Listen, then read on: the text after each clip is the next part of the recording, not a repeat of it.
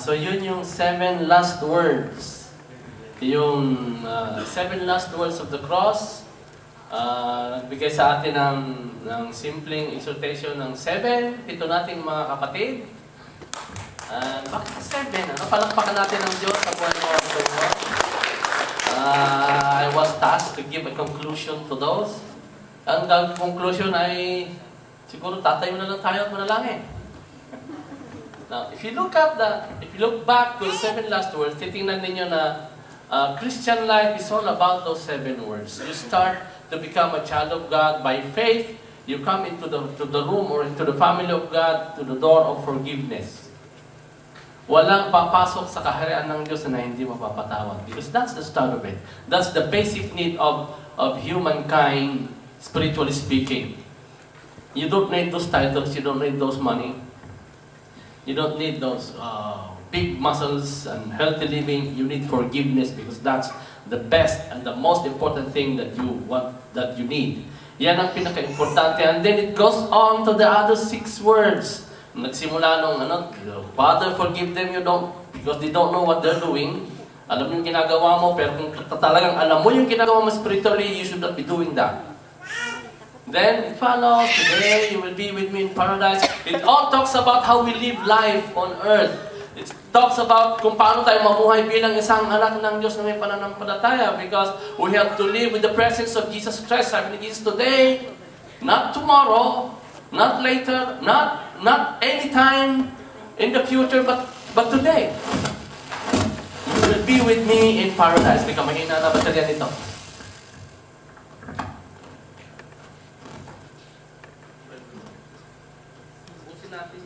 Ubusin natin yung microphone sa mga baterya.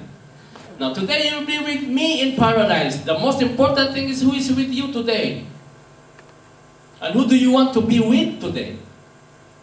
Sino yung gusto mong makasama sa araw-araw? Di ba? It talks about how we live life. When we are forgiven, then we have Jesus. And He is the most important person. Not your husband because he will break your heart. Not your wife because he will butasin ang bulsa mo. Diba? It's all about that. Dudurugin ng asawa mong lalaki ang puso mo. Bubutasin ng asawa mong babae ang bulsa mo. But who do you want to be with? Christian life. Today, Jesus said, you will be with me. You don't find any other person, anyone better than I am. You don't go anywhere and find someone. Naghahanap ka ng wasta, naghahanap ka ng kanyan. You only need one person and that is Jesus Christ. Today, not tomorrow, you will be with Him. And then it goes on to another part of life, which is, hey, woman, here's your son. That's not her son. And son, here's your mother. It talks about how we live life with our relationships. You have broken relationships with your mother, with your father, with your brother, your sister, your friend. It's time for us to mend those broken relationships. Napansin niyo yun? How you live life, you break a lot of relationships, but it's always time, and there is always time for us to mend those. Because Jesus said, woman, this is your son, here's your mother. And then the 4th, it says, Eli, my God, why have you forsaken me? Don't you feel that sometimes? O kaya always in your life, when you go through a lot of situations, Lord, bakit ako ganito? Nakakalimutan mo na ba ako? Am I not in your sight? Para bang kinalimutan? Para bang yung mga taong kinalimutan ng Diyos na para bang sa dami ng ginagawa mo, sa dami ng pangyayari sa buhay mo, you can stand and say, the Lord is with me and His eyes are on me. Well, ayan na naman siya. Di ba? Uubusin ko yata lahat ng material nito. Sigurado ito hindi na mauubos.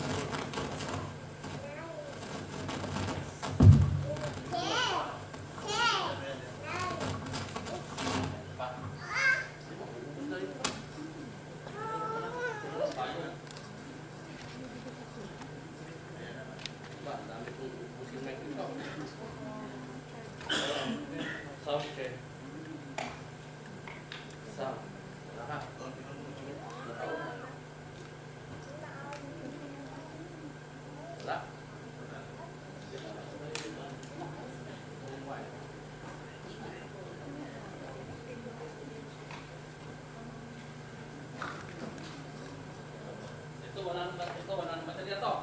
Hindi na maubos to. Wala nang baterya to eh. Okay na. My God, why have you forsaken me? Alam mo saan sabihin, Lord, bakit ako pa? Di ba? Bakit ako pa? Ang cute-cute ko naman, bakit ako napabayaan? So it talks about segments of life, and then you will go through, I thirst, you want this, but you don't get it. You want that, but nobody gives it to you. You thirst about many things. And then in the final stage of life, there are things that we say, hindi ko natapos yung dapat kong gawin. O kaya, at least I have done and I have finished the job that I have to do. Di ba meron tayong ganun in the stage of life? But napapansin nyo, from the door of forgiveness, we enter into the kingdom of God, and then we live life, all this, and we mix it all up with all our affairs, and all our circumstances, mahahaluan lahat yan. Ang daming mangyayari sa buhay mo. Meron kang mga gusto na hindi mo makakamtan. Meron kang gustong mangyari na hindi matutupad. Meron kang, di ba? Meron kang mga ginawang mabuti na hindi masusuklian ng kabutihan, kundi, bakit ganon? I have done my best, but the worst came back. Di ba? Oh my God, why have you forsaken me? And then you say, well, it's done. At the end of your life, my friend, there's one thing that counts. When you stand before God and say, Lord, here I am, it's the end of life, and I have to give back to you everything.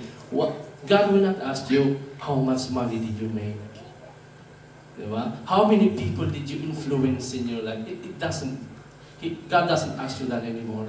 How many problems did you conquer in your life? Ilang problema ang nalutas mo, ilang tao ang natulungan mo, ilang bahay ang naitayo mo. Hindi na yun ang tatanungin ng Diyos. One thing He will ask you, are you coming before me today as one who is forgiven or not?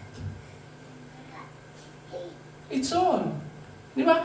Go back to the basics. If you are not forgiven today, you will never be put into the hands of God.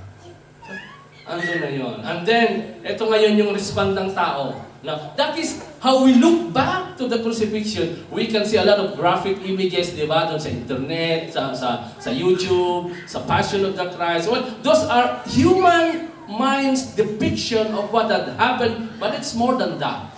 It's more than what you can imagine actually yung nangyari sa krus. Dahil it's about God doing something for you. That is a human mind's prediction or a visualization of what Christ has done on the cross. But you know what? A mind of man, the limited mind of man cannot really comprehend what God had in mind when He had given His Son for our forgiveness. But it's gone. It's finished. Hindi matatapos yan. Kahit ngayon, pumunta ka sa Pampanga at magpagsapago ka doon, dahil ang dami gumagawa na ngayon.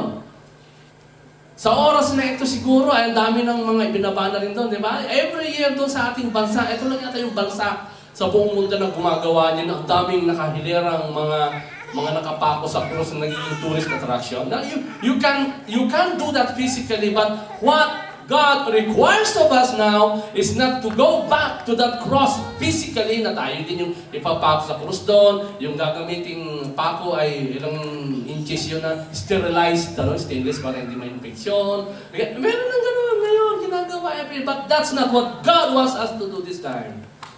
Paul says, I have been crucified with Christ. See?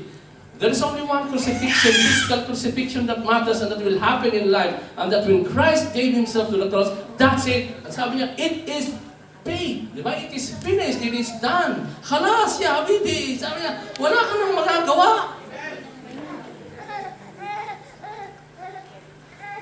Di ba? Yun. And you know what? Which is, I want to add one thing in that. Kapag ka natapos mo na yung bayaran mo sa Viva dahil kumuha ka ng plan, yung huling resibo na matatanggap mo, kung you were in the Roman Empire, yun natatataka na ng tetelestai. Tapos na, hindi na kailangan magbayad ka pa next month. That's what Jesus was trying to emphasize to us when He said, it is finished. It is tetelestai. You don't have to do anything more. Salvation is there. Ito na yun. Now, when Paul said, I have been crucified with Christ, what he means is this. Yes, you can recall how Christ died for you. But the question right now is, how are you dying on yourself for Christ? Ito ngayon yung tanong. Yes, Christ died for us, but when Paul said, I have been crucified, actually in the other version says, I am crucified with Christ, which means I was crucified and I'm being crucified every day for Christ. Ito yung ibig sabihin ni Paul doon, ha? When it was on the past but progressive tense, nung sinabi niyang I am crucified with Christ, it means that I have been crucified before, but daily I am being crucified with Christ, but I live. Christ lives in me, and the life which now I live in the flesh. I live for the sake of Christ who gave Himself for me and who loved me. Yan yung tanong ngayon. We look back to the graphic images of the crucifixion of Christ, but look now to what image are you going to create, on what crucifixion can you make for the sake of Christ? Have you crucified your desires? Have you crucified your wants? Have you crucified your ambitions? Have you crucified those regrets? Have you crucified those bitterness? Have you crucified all those? And that's the main question that I would like you to do today. Crucifixion is not finished. Your crucifixion. Hindi pa natatapos yan. And then, I would like to encourage you today, as Christ did long time back on the cross of His physical body, why don't you do it to your spiritual body? Look at what desires you have. Look at what emotions you have, regrets that you have, maybe anger and hatred or dislikes or whatever. Ano yung kailangang ipako sa buhay mo para sasabihin mo, now I am crucified and I'm being crucified every day because now I don't look at my life, hindi na ako namumuhay sa sarili ko, kundi si Kristo ang namumuhay sa akin. Well, that's the 7 last words all about. It's done, but are you going to do it yourself for Christ? Tayong lahat po ay tumayo. Panginoon, salamat po. Our Heavenly Father, You are awesome. You are the God of grace. You are the God of love.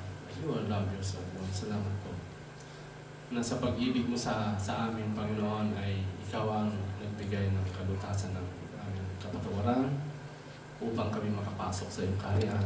Na kahit ano man ang mangyari sa amin, it doesn't guarantee that when we are in your kingdom, we will be materially successful, we will be physically strong all the days of our life. We will not have any trouble and worry and loneliness. Panginoon, pag dumadaan kami doon, we will only know for sure You are with us, and that's the most important thing. And the only thing that counts is You are with us. Salamat, Panginoon. Bless mo po ang bawat isa. Mangusap ka po sa puso ng bawat isa, Panginoon Diyos. Ang tigin po ang damdamin ng bawat isa. Dahil hindi lang dahil nakikita namin ang Panginoong Yesus nakapako sa cross. We look at ourselves as we crucify our desires, our evil desires, our personal interest, our personal emotions, at lahat po ng mga bagay na hindi nakakalugod sa iyo, Panginoon. We stand today and we are willing to say, Lord, into Your hands. Sa iyong mga kamay, Panginoon, pinagkakatiwala namin ang buhay namin, ang lahat ng mga bagay na meron kami, ang lahat ng mga bagay na magaganda, Panginoon, dahil sa iyong kapurihan, o para sa iyong kapurihan, ang lahat ng mga bagay na hindi kalugod-lugod sa iyo na nasa amin, Panginoon, para sa iyong kapangyarihan, Panginoon. Salamat. In Jesus'